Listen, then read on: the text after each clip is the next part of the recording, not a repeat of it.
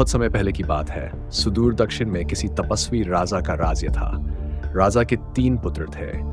एक दिन राजा के मन में आया कि पुत्रों को कुछ ऐसी शिक्षा दी जाए कि समय आने पर वे राजकाज संभाल सकें। इसी विचार के साथ राजा ने सभी पुत्रों को दरबार में बुलाया और बोला, पुत्रों, हमारे राज्य में नाशपाती का कोई वृक्ष नहीं है।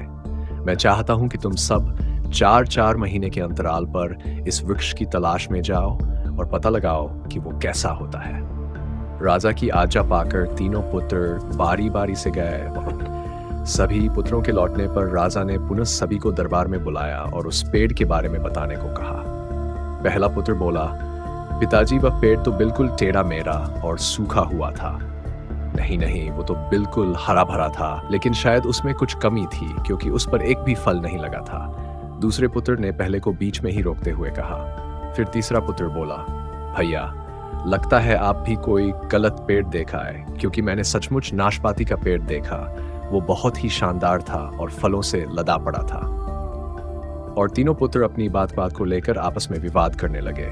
तभी राजा अपने सिंहासन से उठे और बोले, पुत्रों, तुम्हें आपस में बहस करने की कोई आवश्यकता नहीं है। दरअसल तुम तीनों ही वृक्ष का सही वर्णन कर रहे हो। मैंने जानबूझकर तुम्हें अलग अलग मौसम में वृक्ष खोजने भेजा था और तुमने जो देखा वो उस मौसम के अनुसार था। मैं चाहता हूं कि इस अनुभव के आधार पर तुम 3 बातें गांठ बांध लो।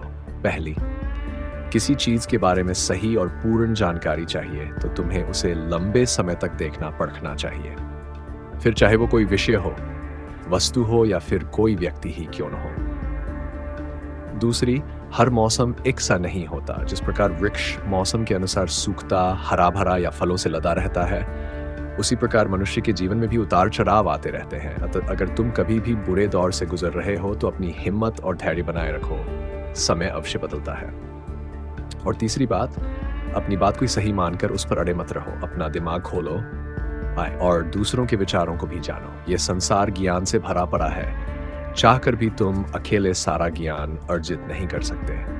इसलिए उचित स्थिति में किसी जानी व्यक्ति से सलाह लेने में संकोच मत करो।